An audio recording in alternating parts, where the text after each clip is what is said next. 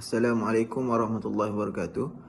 Today we will present about the bait istisna and bait salam. We consist of 4 group members.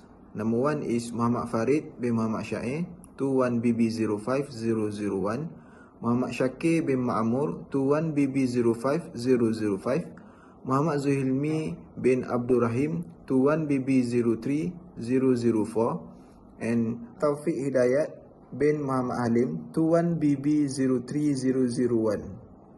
Now for the first point in my part, definition by istisna.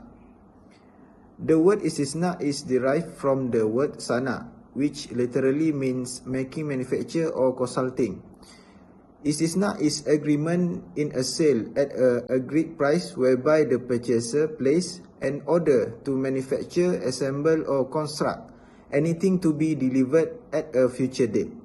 Okey, istisna ni ialah akad jual beli di mana pembeli menempah atau meminta kepada penjual untuk membuat sesuatu barang yang dikehendakinya untuk disiapkan dalam masa yang ditentukan, dan harga cara pembayaran juga ditetapkan.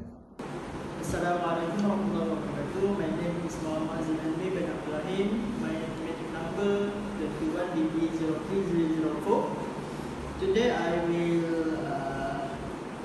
discuss about essence and condition of istisna, buying istisna. For the essence of buying istisna is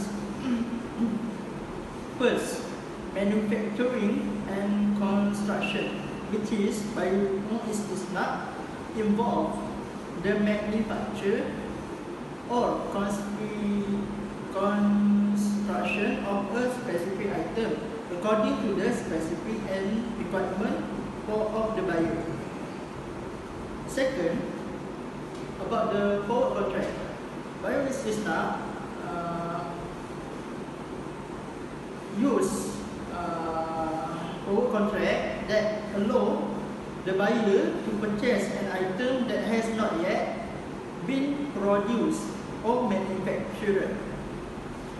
Third, delivery upon the completion, whereas the delivery of the item takes place upon its component upon its completion.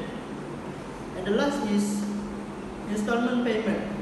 The payment for the item is usually made in installment.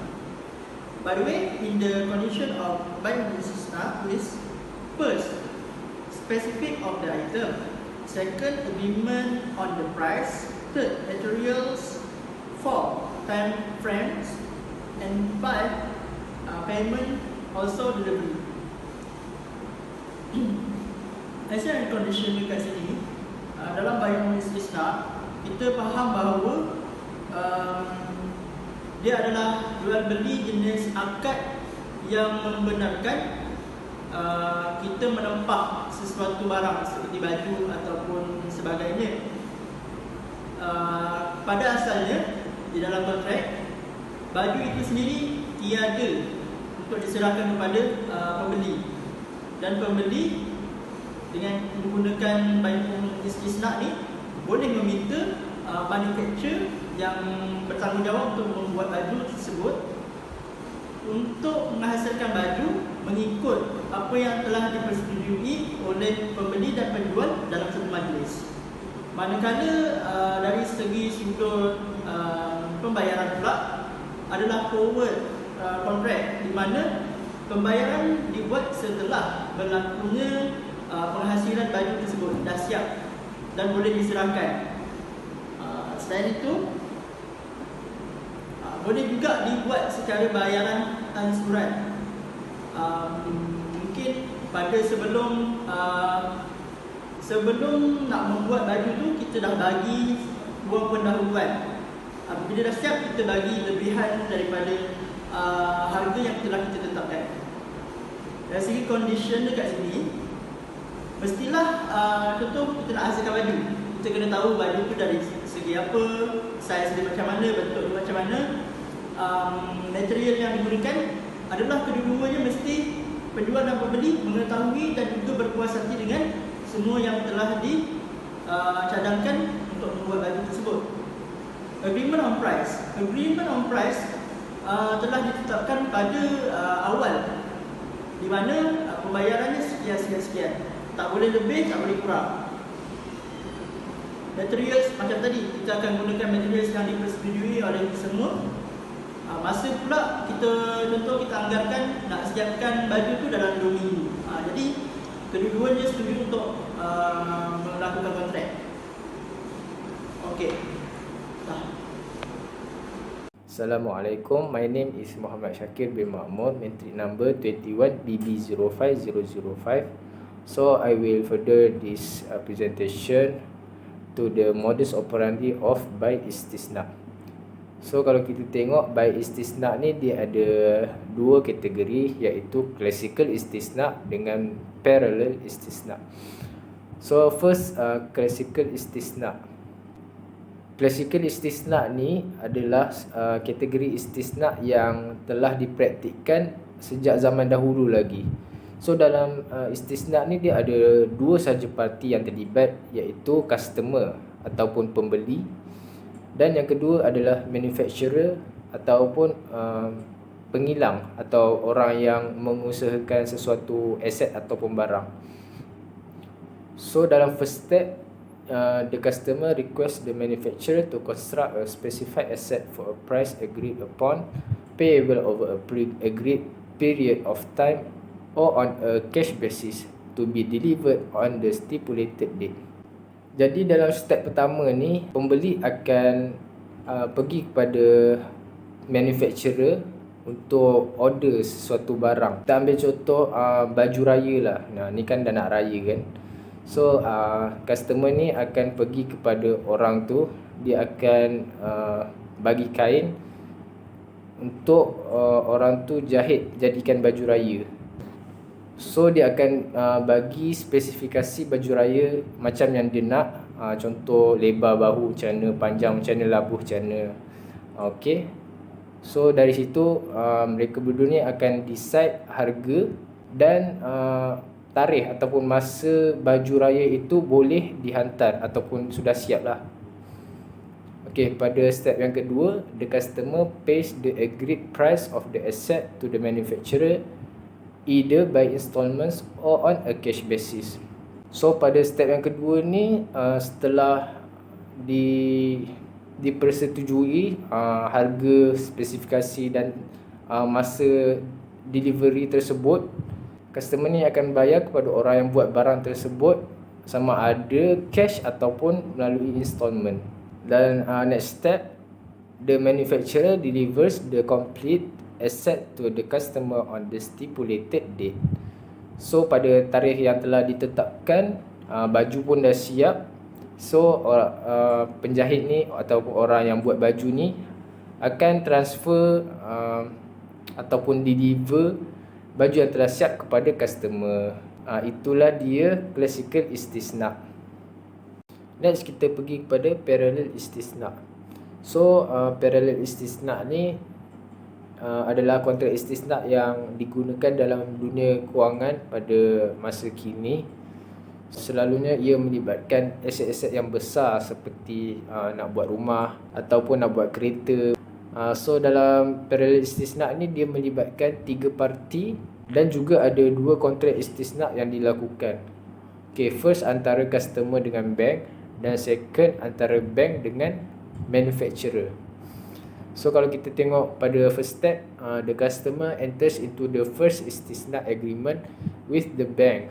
The bank is appointed as the contractor to develop the asset. The contract price is determined as the bank's cost plus profit margin. So kita bagi contoh, customer ni dia nak buat rumah. So dia minta kepada bank untuk membuatkan dia sebuah rumah. Dari situ dia bagi tahu macam mana spesifikasi rumah dia semua. And mereka akan decide harga, dan harga tersebut plus profit margin lah, untung yang bank akan peroleh. Jadi pada step yang kedua, the bank as mustasni enters into the second istisna contract with the contractor or sani to construct the asset as per the specifications agreed with the customer.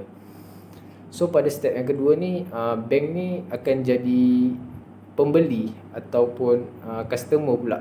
Dia akan enter into the second istisna. Dia akan appoint manufacturer ni untuk develop macam kita cakap tadi, rumah yang first customer tadi minta.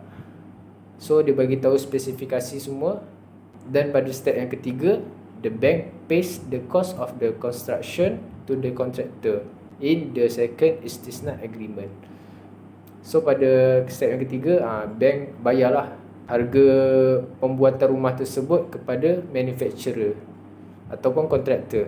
Pada step yang keempat, the customer makes payment of the first istisna agreement on a deferred payment basis. So customer ni pula akan bayar duit pembuatan rumah tersebut kepada bank. Selalunya customer akan bayar melalui deferred payment lah. Dia bayar bulan-bulan.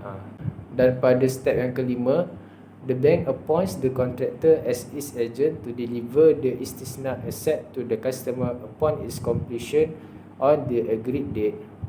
So pada tarikh sekian-sekian, rumah pun siap. Dan bank ni akan bagi tahu kepada kontraktor untuk serahkan rumah tersebut kepada customer. Itulah parallel istisna. Okay, we have istisna term item financing at RHB Islamic Bank. Type of medium to long term financing. Generally, the financing is used to be a finance, the acquisition of asset or properties, or any acceptable asset that can be identified. The construction or manufacture of asset. First, tenure used to be the term of istisna financing at RHB.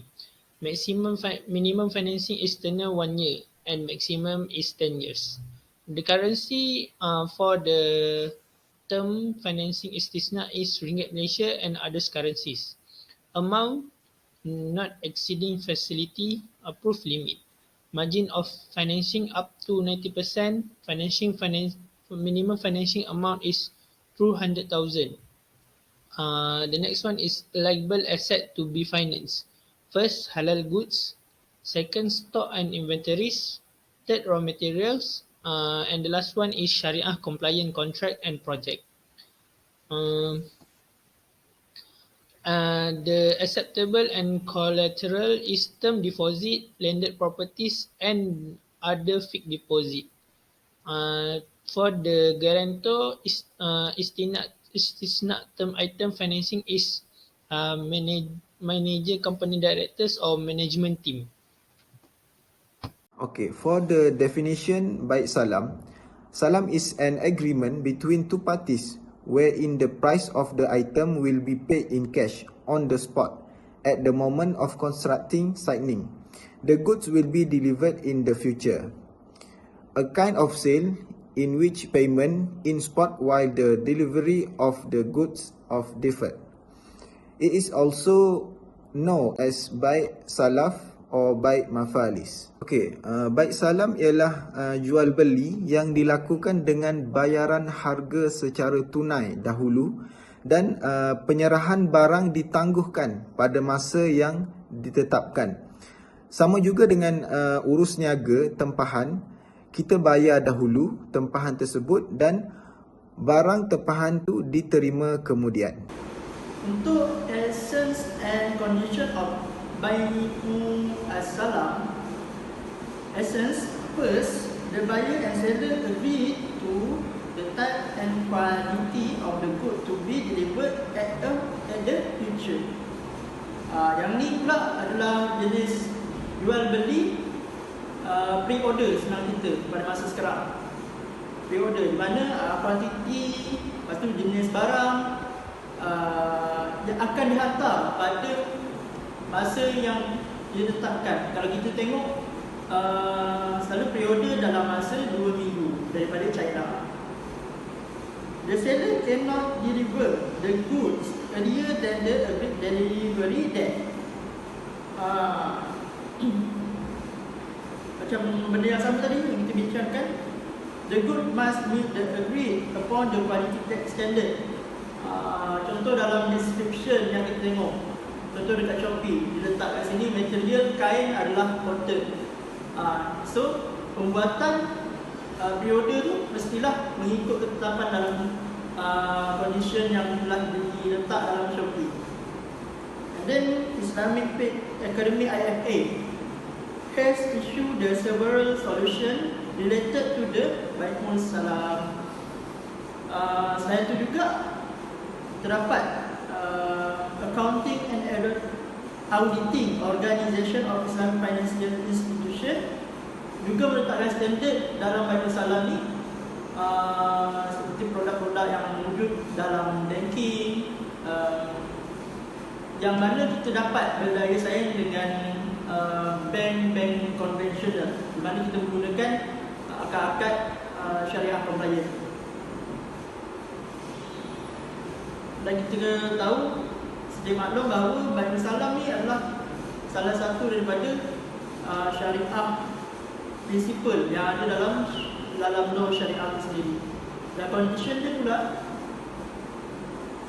mestilah komoditi yang kita order tu mestilah spesifik. Yang keduanya adalah delivery yang fix, dia punya date dia fix, hantar dia dari 2 minggu, dan 2 minggu tu mestilah sampai. The commodity must be permissible, the price must be fixed. Tak ada wang-wang tambahan daripada dan perjanjian akad tu. Payment must be upfront. Payment ni pula mestilah dibayar sebelum barang tu dihantar. Dan akhir sekali adalah the seller must own the commodity. Commodity tu pula ataupun barang yang kita mahu pre-order tu, mestilah pemilik dia adalah seller, bukannya pemilik orang lain. Itu saja daripada saya.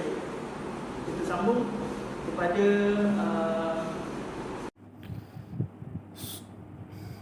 next kita pergi kepada modus operandi untuk ordinary salam. Selalunya kontrak salam ni digunakan untuk produk agriculture. So tujuannya adalah salah satunya seller ni dia nakkan cash. So dia akan enter into the salam contract untuk earn the cash lah. Dan ordinary salam ni hanya melibatkan dua parti saja.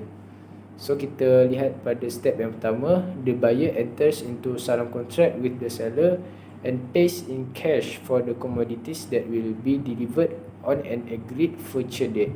So pada step yang pertama ni, saya bagi contoh. Buyer ni dia nak beli 100 kilo buah rambutan pada musim rambutan. Contoh sekarang bulan 3, musim rambutan nanti dalam bulan 8, macam itulah sebagai contoh. So mereka akan decide harga dan tarikh buah rambutan tu akan dihantar lah. Dan selepas itu buyer akan bayar kepada seller harga buah rambutan tersebut dalam bentuk cash. Kalau dalam salam ni dia tak boleh bayaran tertunggak ataupun bayaran secara ansuran, dia kena bayar cash juga. Itu salah satu condition yang perlu dipatuhi lah dalam salam kontrak. Kalau tak, kontrak itu akan terbatal. So the next step, the seller delivers commodities on the agreed future date. So pada tarikh yang ditentukan, contoh pada bulan 8 tersebut, seller ni akan menghantar 100 kilo buah rambutan kepada buyer. Itulah ordinary salam. Next adalah parallel salam. So kalau kita tengok parallel salam ni dia ada 3 parti, iaitu seller, bank dan juga buyer. Dalam parallel salam ni juga dia aplikasikan 2 kali kontrak salam dalam satu situation. Baiklah, kalau kita tengok dekat diagram ni, the bank enters into a salam contract with the seller and pays cash in full for the commodities that will be delivered on an agreed future date. So bank ni akan bayar kepada seller untuk komoditi yang dia beli on cash dan akan dihantar pada tarikh akan datang yang telah ditetapkan lah. So step yang kedua, the bank enters into parallel salam contract with the buyer to sell the commodities specified in the first salam. The buyer pays cash in full and the commodities will be delivered on an agreed future date. Pada step yang kedua ni, bank akan enter into another salam contract with the buyer untuk menjual komoditi yang bank dah beli daripada first contract tadi, first salam contract dengan seller tadi. So bank dah beli komoditi tersebut dan dia jual kembali kepada buyer, dan buyer tersebut akan bayar kepada bank on cash, dan komoditi akan dihantar pada tarikh future date yang telah ditetapkan.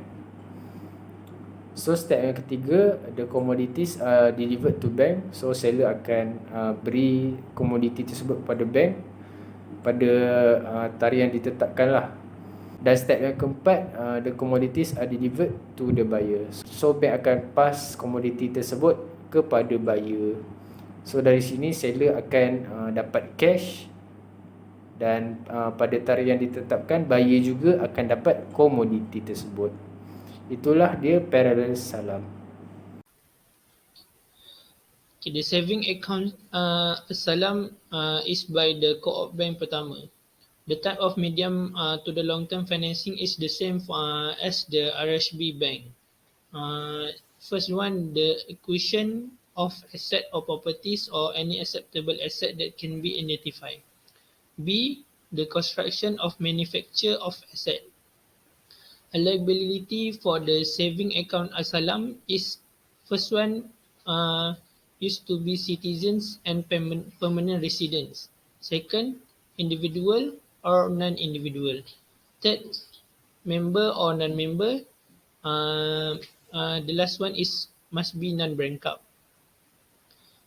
For the asset portfolio saving account as-salam is first one is asset portfolio of as-salam is used for the general purpose of CBC business in Islamic financial activities and Sharia compliant Islamic banking.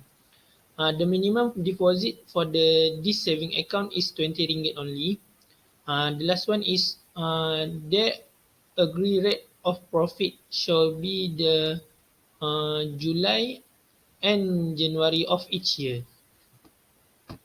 They have a type of account. The first one is account simpanan as-salam, open for the age 18 and above for the basic product. The second is account simpanan salam MyStar, open for children and teenagers under the age of 18. The third one is account simpanan as-salam Baitullah, open for public age 18 and above with the objective to perform Hajj and Umrah. Akaun ini buka untuk umur 18 tahun ke atas untuk buat haji atau umrah. And the last one is akaun simpanan Salam Rabbi, open for civil servant and age 18 and above among educated and teachers. Now we look the difference between salam and istisna. For the by istisna, the subject of istisna is always a thing which needs manufacturing. For the by salam, salam can be affected on anything, no matter whether it needs manufacturing or not. Okay, untuk by istisna ni hanya untuk barang yang melalui proses pembuatan. Manakala untuk baik salam boleh dalam bentuk apa sekalipun. Second point, for the by istisna, payment of istisna can be done upfront or at the end or by installment. For the by salam, it is necessary of salam that the price is paid in full in advance. Okey, untuk by istisna ni boleh bayar penuh, separuh ataupun ansuran. Manakala untuk by salam mesti bayar penuh semasa akad. The last point, for the by istisna, the contract of istisna can be cancelled before the manufacturer start the works. For the by salam, the contract of salam once effected cannot be cancelled unilaterally. Poin yang terakhir, untuk kontrak istisna boleh dibatalkan sebelum pembuatan kerja atau sebelum kerja itu dimulakan. Manakala untuk baik salam tidak boleh dibatalkan dan solusinya adalah sama ada peniaga kembalikan wang ataupun duit kepada customer tersebut, ataupun barang yang dibeli oleh customer perlu postpone tarikh agar barang tersebut mesti diberi oleh customer. Okay, for the conclusion, baik istisna and baik salam, there are some different on similarities between baik istisna and baik salam. Baik istisna and baik salam is a contract in Islamic banking that play an important role in economic development. Istisna and baik salam could encourages the demand for manufacturing goods, financing economic activities, contributing to the stabilization of price of manufactured goods, promoting industrial and technological advancement, and making use of the available possibility of the economy. Okay, kita boleh tahu beberapa perbezaan atau persamaan antara baik istisna dan baik salam. Dan ini merupakan kontrak dalam perbankan Islam yang memainkan peranan penting dalam pembangunan ekonomi kita. Dan juga ia boleh menggalakkan permintaan barangan pembuatan, pembiayaan aktiviti ekonomi, menyumbang kepada stabilan harga barangan perkilangan dan mempromosikan industri dan teknologi. Sekian, itu saja daripada kami. Assalamualaikum warahmatullahi wabarakatuh.